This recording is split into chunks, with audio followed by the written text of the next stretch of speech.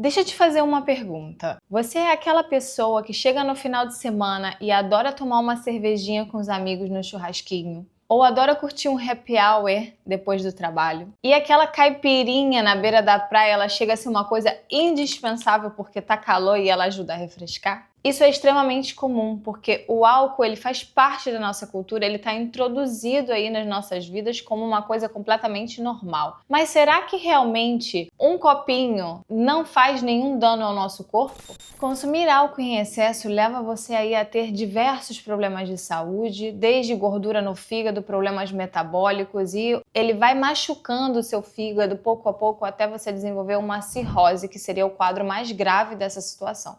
Isso a maioria das pessoas já sabe. Mas será que realmente beber só um copo, só uma taça de um gin, de um vinho, no final de semana, ocasionalmente, aquele consumo ocasional, será que isso danifica o nosso corpo? Será que pode levar você a desenvolver alguma doença no largo prazo? E é sobre isso que nós vamos falar aqui hoje. Quais são os efeitos do álcool no nosso organismo, mesmo que ele seja tomado em muitas pequenas quantidades, que seja uma coisa ocasional? O que acontece? Vamos descobrir o que a ciência tem a dizer sobre isso. Toda bebida alcoólica, seja gin, uísque, vinho, cerveja, qualquer uma que tenha álcool, ela tem uma substância que se chama etanol. Vocês provavelmente já conhecem e já ouviram falar. E o etanol ele é uma substância psicoativa, ele consegue ter alguma atividade diretamente no seu cérebro. Além disso, ele é extremamente tóxico para as nossas células, então o nosso corpo ele precisa eliminar esse álcool. Então o que acontece? Quando você bebe, esse álcool ele vai lá, entra aqui pela sua boca, vai lá no seu estômago e ele é absorvido no seu intestino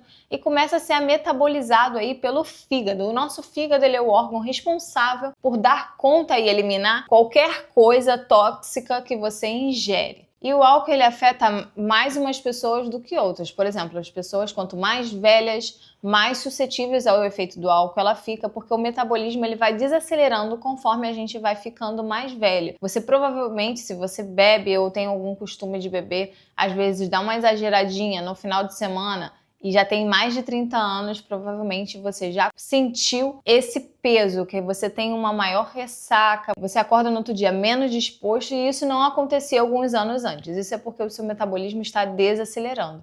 Da mesma forma que não é igual para um homem e para uma mulher. É completamente diferente, o homem tem uma maior capacidade de metabolização. Além disso, ele tem uma maior massa corpórea, o corpo consegue aceitar uma maior quantidade de álcool do que o corpo da mulher. Uma característica dessa substância é que ela é hidrossolúvel, ele consegue entrar aí e ser distribuído por quase todas as partes do nosso corpo. Então vai para o cérebro, vai para o fígado, vai para todos os órgãos, praticamente para todas as nossas células. Mais de 90% do álcool consumido por nós é metabolizado pelo nosso fígado e nesse processo de metabolização, gera um metabólito que se chama acetaldeído. Aí está o problema. O acetaldeído é um metabólito extremamente tóxico para o nosso corpo e vai interferir no nosso metabolismo lipídico, vai fazer com que o nosso fígado acumule mais gordura e vai danando aí as nossas células do fígado pouco a pouco. Mas como eu falei anteriormente, o álcool ele vai para todo o nosso corpo, ele tem um efeito geral no nosso organismo.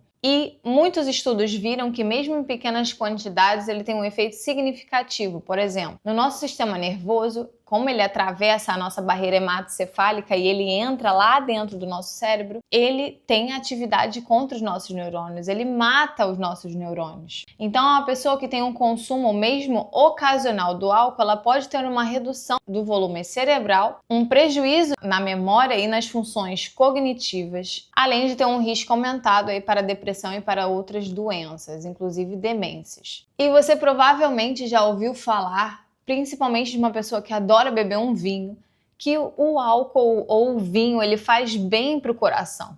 Você já ouviu falar isso? Comenta aqui nos comentários se você já escutou essa história de algum tio, de algum parente seu. Ah, mas não passa nada, tá tudo bem, beber uma tacinha de vinho por dia é bom para o coração. Bom, isso por muito tempo foi visto como uma verdade, porque o vinho ele é rico em taninos, em substâncias que fazem bem para o nosso organismo. Porém, atualmente isso já não é escrito como uma verdade. A Organização Mundial de Saúde não recomenda o uso de álcool para benefícios ao coração. Não existe risco zero para o álcool, então você não deve começar a beber pensando que o álcool faz bem para o coração. Na verdade, existem mais evidências mostrando que o álcool aumenta o risco de hipertensão arterial, arritmias, AVC, diversas doenças cardiovasculares. E para o nosso metabolismo, o álcool ele é um pesadelo, gente, porque são calorias vazias. Então, se você é aquela pessoa que se preocupa aí um pouco com a sua estética, que você vai para academia, alguma coisa assim, mas você bebe no final de semana, você sempre tem aquela pochetezinha que você não consegue perder, porque ele é muito calórico. Eu vou botar aqui uma imagem para vocês verem, mais ou menos, da quantidade de calorias que tem, por exemplo, uma lata de cerveja. Uma lata de cerveja ela pode ter aí 150 calorias. E aí no churrasco, quantas latas de cerveja você bebe? Você bebe só uma? Será? E uma caipirinha, por exemplo, pode chegar aí a ter 350 quilocalorias em um único copo. É bastante coisa, é uma quantidade bem significativa. Isso interfere no seu metabolismo, faz você ganhar peso, atrapalha o seu controle glicêmico, porque ele sobe a sua glicemia e também piora o seu perfil lipídico, aumentando o risco significativamente para diabetes tipo 2, que é a diabetes de resistência à insulina. O álcool atualmente está associado a mais de 200 doenças que aumentam o risco de mortalidade. E é por isso que a Organização Mundial de Saúde chegou a colocar ele no grupo carcinogênio tipo 1, que é o mesmo grupo do tabaco, do cigarro e do amianto. Ou seja, as substâncias que estão nesse grupo, elas podem levar a pessoa a desenvolver algum tipo de câncer. E principalmente os cânceres mais associados são o câncer de boca, o câncer de faringe, de estômago, de fígado e o câncer de cólon. E aí vem a pergunta que você pode estar se fazendo, tá, Carol? O álcool faz mal para muita gente, a gente já sabe disso, que o álcool ele é extremamente prejudicial para a nossa saúde em grandes quantidades.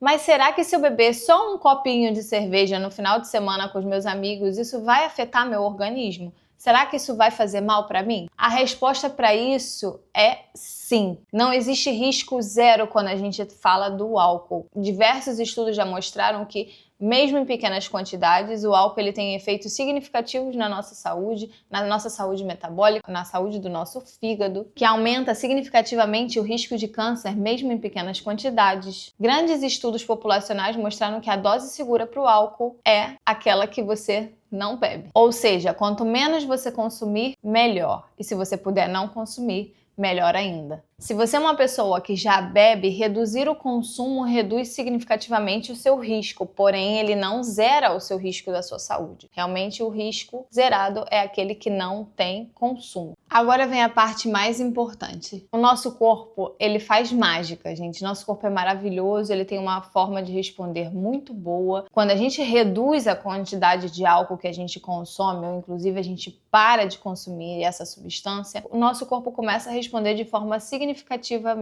para o bem. Em poucas semanas, algumas pessoas relatam que conseguem dormir melhor, com um sono mais profundo, que acordam com mais energia, mais dispostas. O fígado ele começa a reduzir a quantidade de gordura que está acumulada, ele começa a responder melhor, ele vai se desintoxicando. A sua pressão arterial também melhora, tudo melhora. E com o tempo, reduzir ou parar o consumo de álcool reduz significativamente o risco para doenças cardiovasculares e para o câncer, como a gente falou anteriormente.